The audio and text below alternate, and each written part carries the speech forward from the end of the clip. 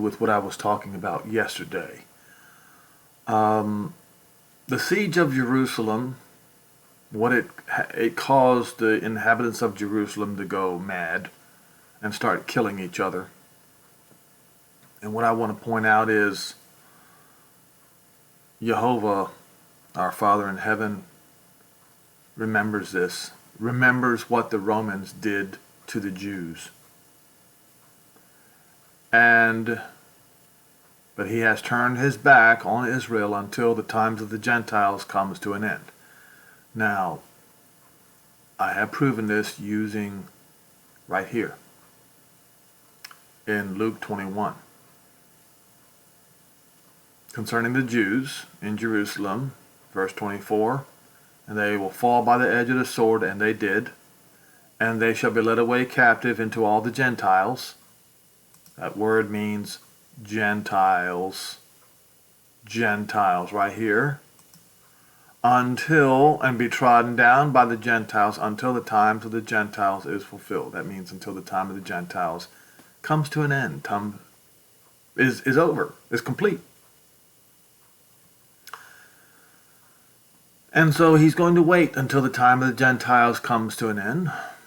And I'm here to tell you, Romans, Christians, you have seen the signs of the times of the Gentiles coming to an end, but you have not paid attention. Many signs were there.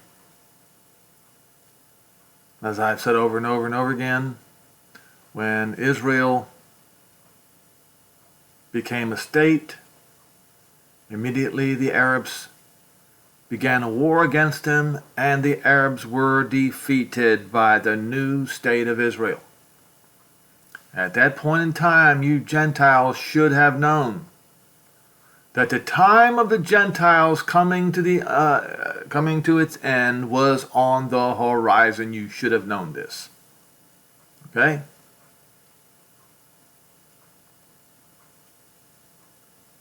Verse 25. And there shall be signs in the sun and in the moon and in the stars. Now, this is speaking of the events of the sixth seal.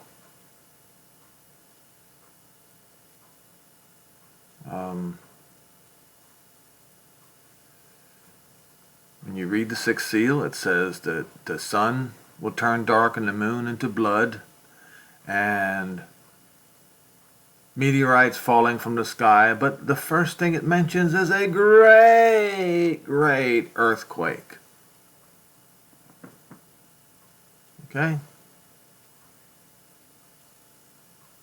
I'm going to show you something real quick. I'm sure most of you have been watching this fiasco about the ship Ever Given, owned by the company Evergreen. How it has blocked the Suez Canal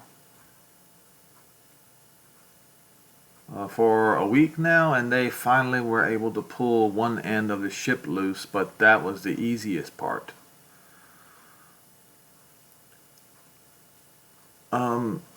There was another picture here somewhere. Maybe, was it here?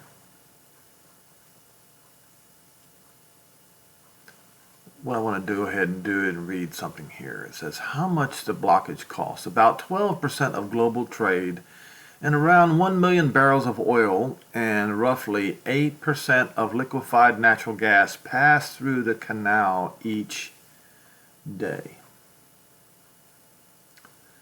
Right now there are hundreds of ships waiting to get through the canal, to go through the Mediterranean Sea.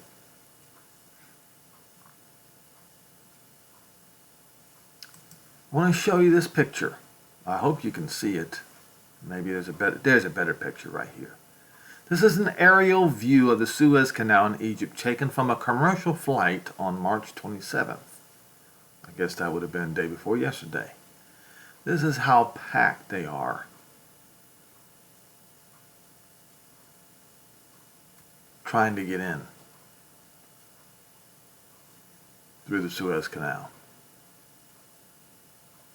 or backed up behind the ship. See, there's another picture. right? Now,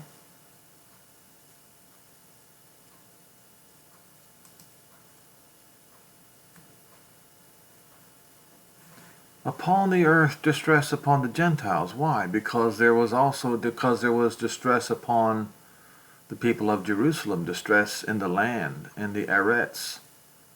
On the people of Jerusalem, there's going to be distress upon the Gentiles too. The Gentiles are not going to escape.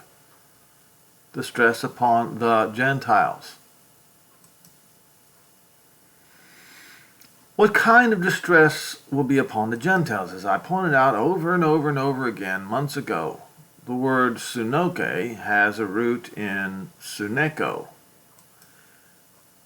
Now, this is to hold together and press hard, to be seized by illness, to be pressed together, pressed on every side, to be confined.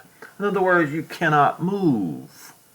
Now, what would cause an event like this, where nobody can move, nobody can do anything, nobody can go out and get their groceries?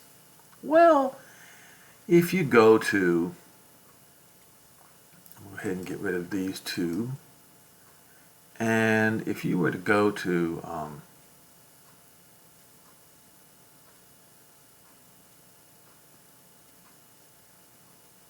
let me see if I can move this so I can go to Revelation.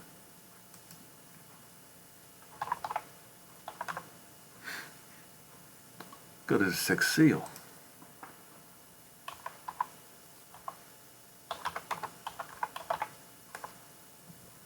And it's written right here in the other scripture that I'm looking at. But we'll go to the sixth seal here for a second.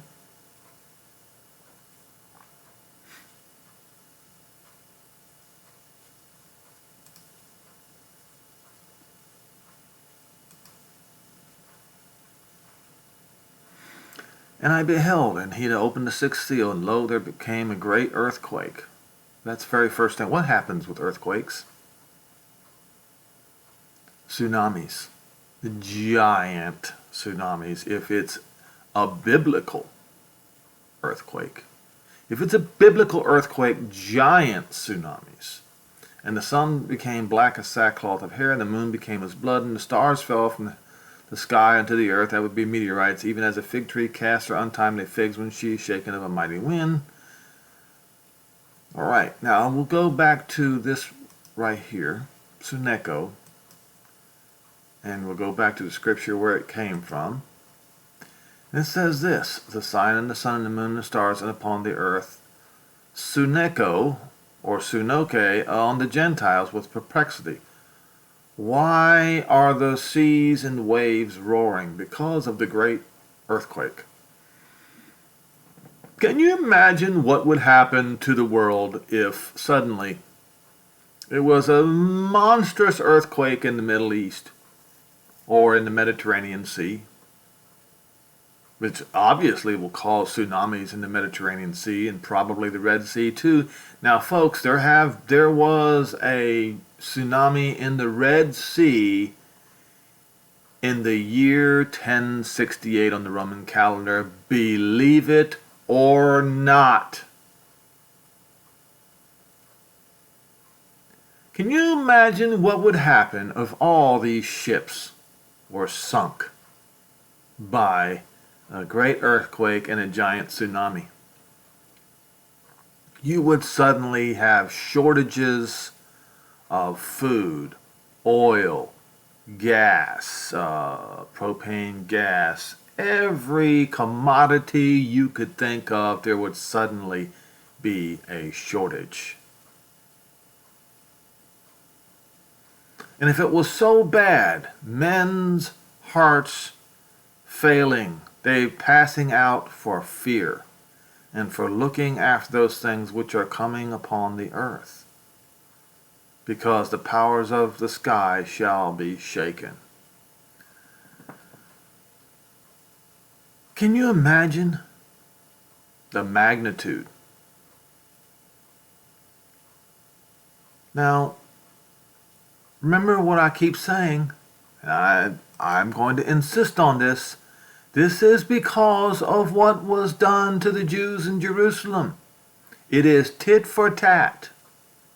Now, the siege of Jerusalem. Despite early successes in repelling the Roman sieges, the Zealots fought amongst themselves, and they lacked proper leadership, resulting in poor discipline, training, and preparations for the battles that were to follow. At one point, the Zealots, destroyed the food stocks in the city, a drastic measure thought to have been undertaken perhaps in order to enlist a merciful invention on behalf of the besieged Jews, or as a stratagem to make the defenders more desperate, supposing that it was necessary in order to repel the Roman army. So Titus began his siege a few days before Passover. I find that to be very interesting, and one of the reasons why I find this to be very interesting is because a little bird told me that this is unsubstantiated, so there's no way for me to know if it's true or not. But that Ukraine is planning on taking back the Donbass region starting on the Roman calendar, May the 2nd. Now, all you have to do is look on May the 2nd and see what that day is for the Orthodox religion. All right? Go ahead and do that. Surrounding the city were 3 legions, and I talked about this yesterday. The 5th Legion, Macedonian Legion, the 7th Legion, or the 12th Legion, Fulminata, the 15th Legion, Apollinaris, on the west side, and the 4th Legion, Tenfretensis, on the Mount of Olives to the east. All right. At that time, Jerusalem was thronged with many people who had come to celebrate Passover. So the Jews were exposed. They were in a naked position. Well, the same thing is going to happen to the Gentiles. They're going to be exposed. They're going to be in a naked position. Okay? The thrust of the siege began at the west wall, at the west of the third wall, north of Jaffa Gate, by May. This was breached, and the second wall was also taken shortly afterwards, leaving the defenders in possession of the temple and the upper and lower city. The Jewish defenders were split into factions. John of Johanan of Gishkala group murdered another faction leader, Eleazar ben Simon, brother against brother, whose men were entrenched at the forecourts of the temple. The enmities between John Johanan of Gishkala and Simon bar Giora were papered over only when the Roman siege engineers began to erect ramparts. Titus then had a wall built to girdle the city in order to starve out the population more effectively.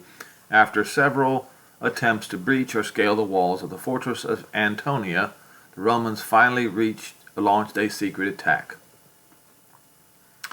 So the idea was to starve out the inhabitants first. Well, this is what's going to happen to the Gentiles. They are also going to be starved.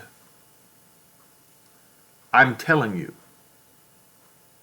that the Elohim of Israel is a jealous and vengeful Elohim. And he's going to exact everything upon the Gentiles that they did to the Jews.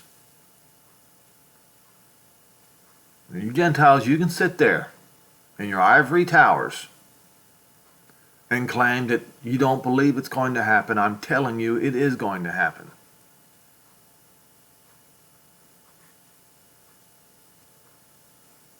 When the Romans reached Antonia, they tried to destroy the wall which protected it. They removed 4 stones only, but during the night the wall collapsed. Johanan had used this stratagem before and had undermined their banks, that the ground gave way and the wall fell down suddenly. Titus had raised banks beside the court of the temple on the northwest corner of the north side on the west side. Jews then attacked the Romans on the east near the Mount of Olives. Why is the Mount of Olives so important?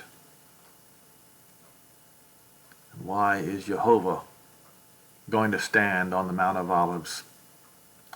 Because he is going to finish this war.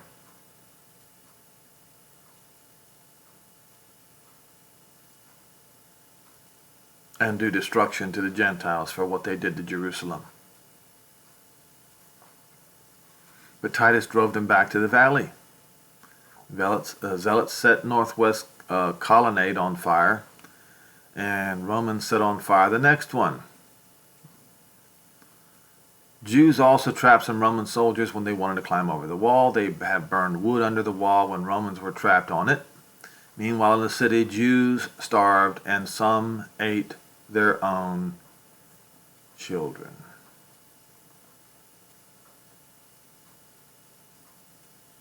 I'm not sure that I need to continue with this particular article, Wikipedia article. I think you know what I'm getting at. Now, if the Jews were forced to eat their own children to live, the same thing is going to happen to you Gentiles. We see the parallel here. The destruction of Jerusalem, where the Jews were forced to eat their own children, and the destruction of the Gentiles at the return of the Son of Man. I know Christians are deluded. They will never believe this. And even when it's happening, they will not believe it. But it's going to happen. And there's nothing that can stop it.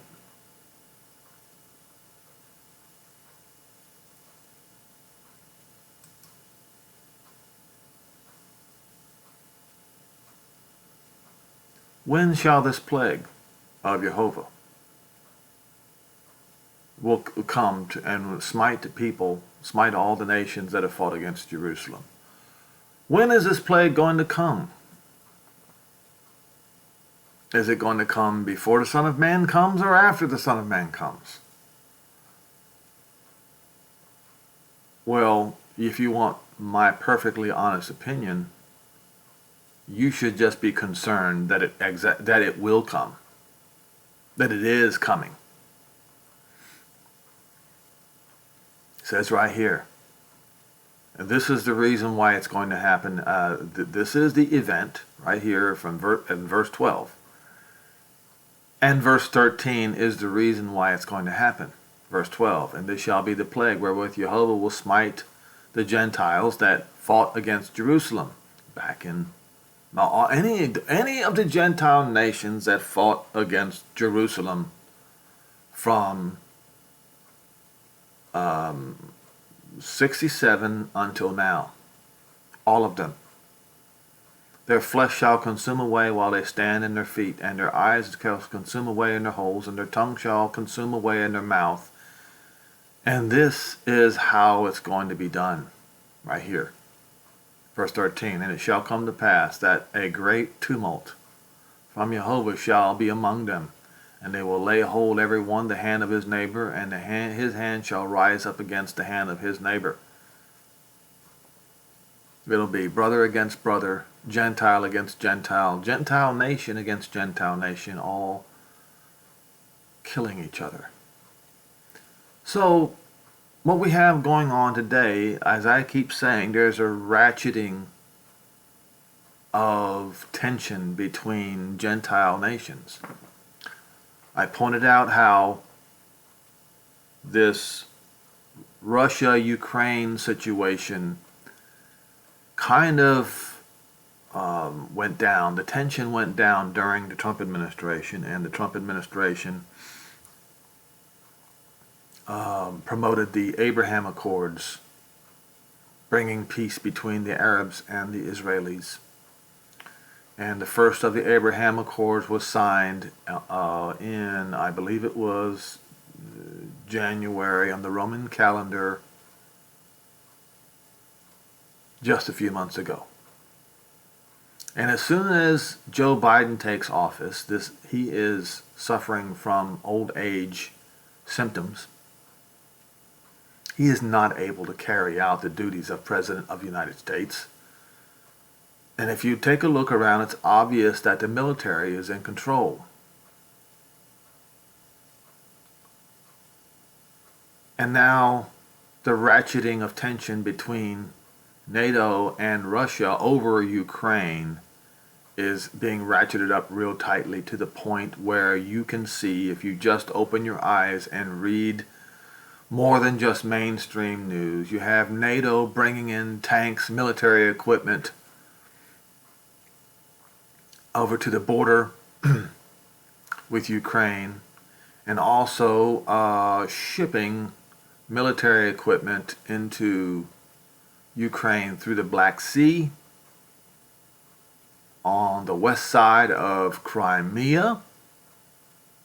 And while all of that is going on, you have Russians in open daylight now running tanks up to the Donbass region.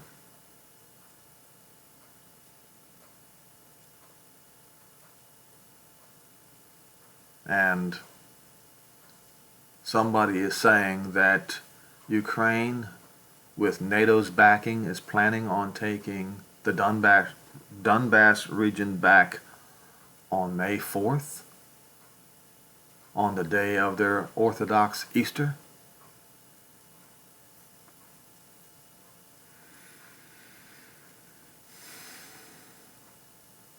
Then take a look at this. We saw how a few days ago how China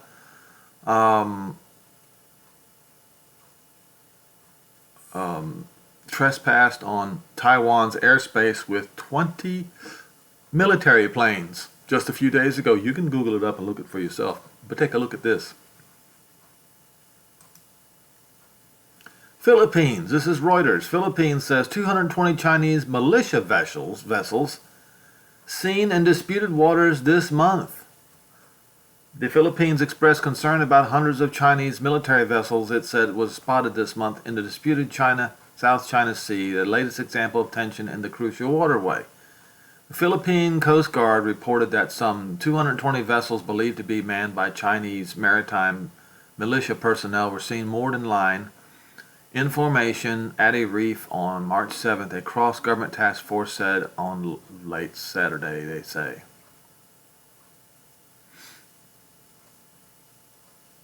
China's foreign ministry did not immediately respond to the request for comment on Sunday, and calls to the Chinese embassy in Manila seeking comment went unanswered. What do you suppose is going on, folks? Well, every once in a while, nations are looking to annex, colonize, steal, whatever word you want to use, lands and natural resources that don't belong to them. Now you see a severe rising of tensions around the world. And don't forget, it says Jehovah is going to send this plague. He's the one that's going to cause them to have this great tumult. Great tumult. Confusion. Disquietude. Discomfiture. Disturbance. Panic. Confusion.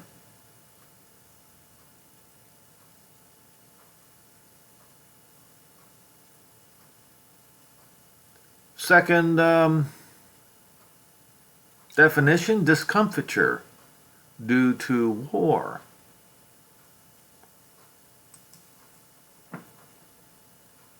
Is the scripture suggesting that Jehovah is going to start a great world war?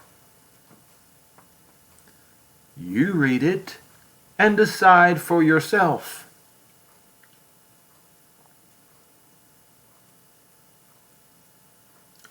And as I've shown in Haggai,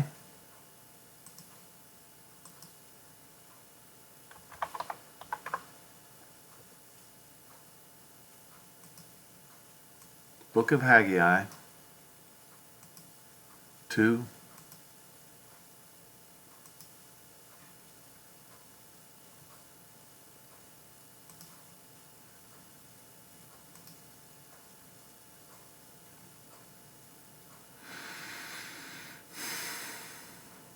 verse 18 says, set this day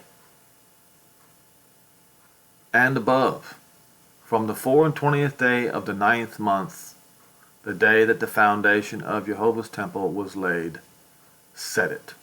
All right. Hanukkah, or maybe the night before Hanukkah. He said set that day. Why?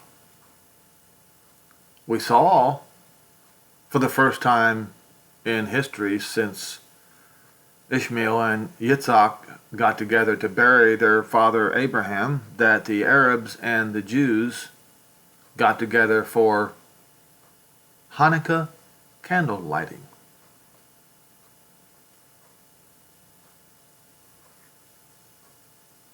He said, this is the day will I bless you.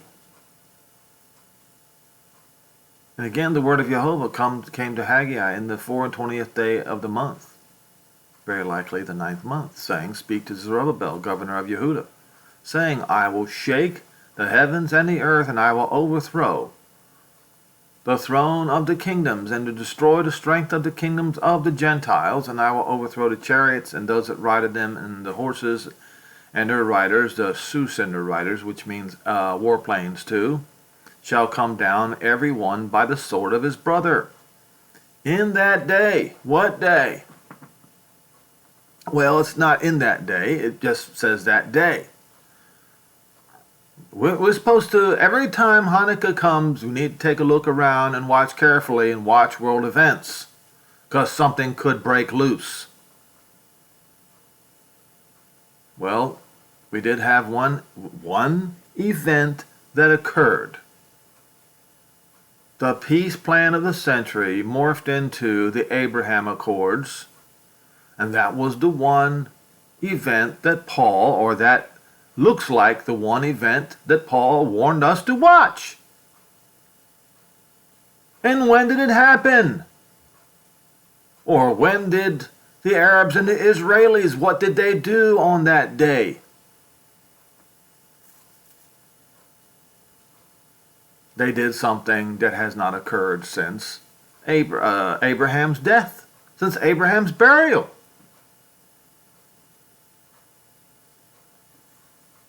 On that day, says the Jehovah of hosts, I will take you, Zerubbabel, my servant, son of Shealtiel, says Jehovah, and make you as a sign. What is that sign? The sign is in Zerubbabel's name, begotten in Babylon.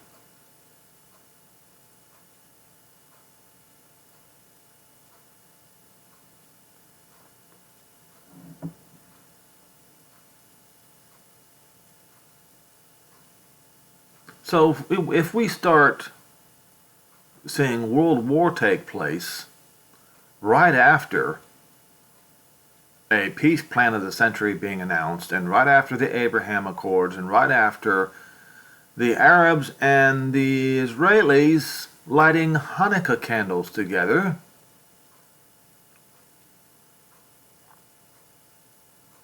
once again, if we see a world war break out right after that, don't you think it would be something to pay attention to? Don't you think that you can connect the dots in the scriptures? Don't you?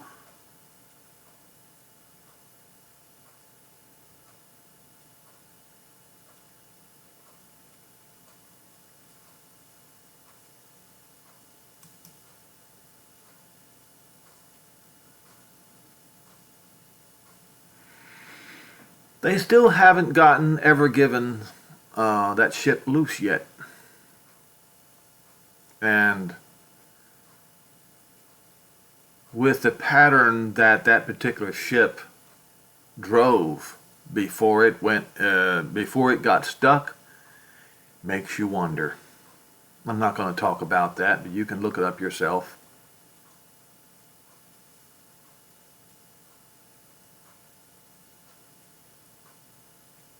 I'm not claiming that anything is going to happen this year. But what I am saying is this. If you look at what happened this past Hanukkah, something that's never happened before for thousands of years, and to shrug that off as if it's something insignificant, in my opinion, is absolutely foolish. Especially with all this war ratcheting, war tension ratcheting, suddenly continuing after the seizure of power by the military establishment in the United States. That's exactly what happened with Donald Trump and Joe Biden. Yeah, and you think that the elections are actually have value? You think elections are valid? You think that elections mean something? And take a look at what's happening in Israel today. Well, they have their fourth election in 2 years, and they still can't find they still can't get themselves a prime minister. Why is that? Because the current Israeli government is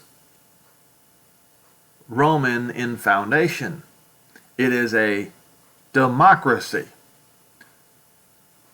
I would say Greek in foundation, I should say that. It is a Hellenistic government. That style of government is not recognized by Jehovah, our Father in heaven. But he is going to take his land back. He is going to take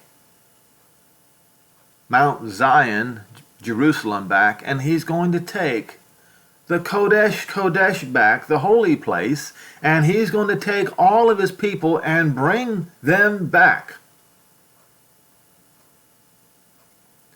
And he's going to annul the government in Israel that was established by the Gentiles. This government, Israel, is indeed established by the Gentiles. And if you don't believe it, you wait to see what happens when he establishes his absolute monarchy in the Holy Land, and watch what the Gentiles do. They're going to come and fight against it.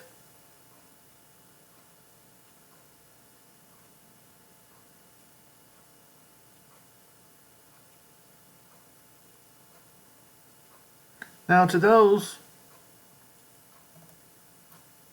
preppers, or maybe I should start with the people in the city. For those of you who live in the cities, it's going to be a bad, bad time for you. And many will not survive. And for those who live in the suburbs, it's going to be a bad, bad time for you. Because marauding bands are going to come from the cities if they can move. Now, of course, I read here in Luke 21 says they won't be able to move. So maybe there won't be marauding bands coming from the city into the suburbs, but you people in the suburbs, you all depend on your grocery stores. You depend on the logistics of food coming from other countries or other areas to bring food to you. And if a great earthquake stops all logistics, what will you do then? What are you going to eat? How are you going to get your water if the municipal water systems fail? And you folks out in the country, what are you going to do? Do the folks in Washington, D.C. in their bunkers think that they're going to get along with each other in their bunkers? According to what I read, they're going to start killing each other in their bunkers. Because Jehovah is going to send a tumult among the Gentiles where they start killing each other. Just like what happened with the Jews in Jerusalem. I'm telling you, he is full of vengeance and he is going to repay in full for what was done to his people in Jerusalem. And you preppers, you think you're going to get along with fellow preppers? Really?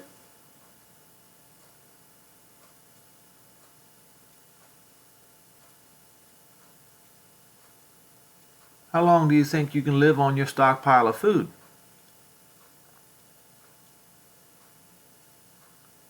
And not go mad?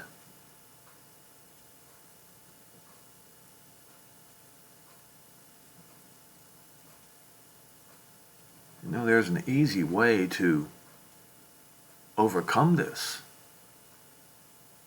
And that easy way is in Joel 2.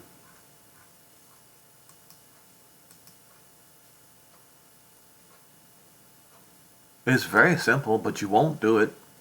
We just read in Scripture yesterday, it was the plague where 1/3 of men were killed and they still refused to stop worshiping their graven images. You know, the graven images of Jesus, the cross and everything else. That's what it's talking about. Well, I'm about to... Oh, here it is right here.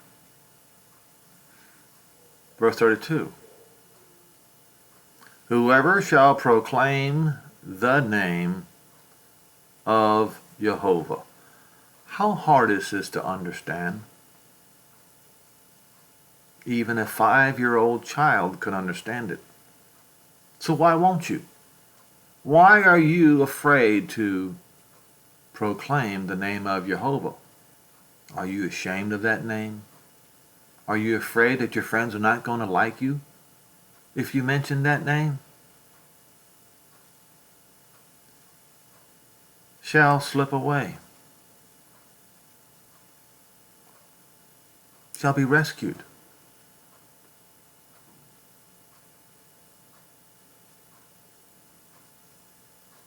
Why do you think that I keep talking about His holy name?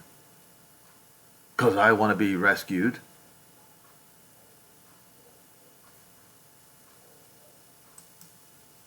I mean, this is simplicity at its finest. Shall be rescued. Mount Zion, Jerusalem, and escape, as Jehovah has said, in among the survivors whom Jehovah shall call.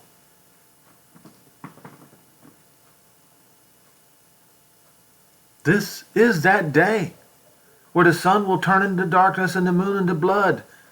And it is facing, this word before is it's not an accurate enough English word. Facing the great and terrible day of Jehovah come. So, folks, do your due diligence. That name, Jehovah, the name that the Christians hate, and then also the name that the JWs despise when they choose the name Jesus over Yehoshua. But Yehoshua said, anyone who is ashamed of him, he will also be ashamed of before his Father. So if you're ashamed of his name, he's going to be ashamed of your name before his Father. So I would highly advise everyone to watch the news carefully. Understand that your stockpile of food is not going to save you. If you have a stockpile of food, I mean, you should have something. You should be prepared. But it should be more than a stockpile of food and water. Because only the name of Jehovah, you see that? Only the name of Jehovah can save you. And in the name of, I have to type in Joshua here because of what King James Version does. Alright, so go to Strong's Concordance here. And Jehovah said unto Yehoshua. Yes, Yehoshua means Jehovah is salvation. So only in the name of Jehovah can there be salvation.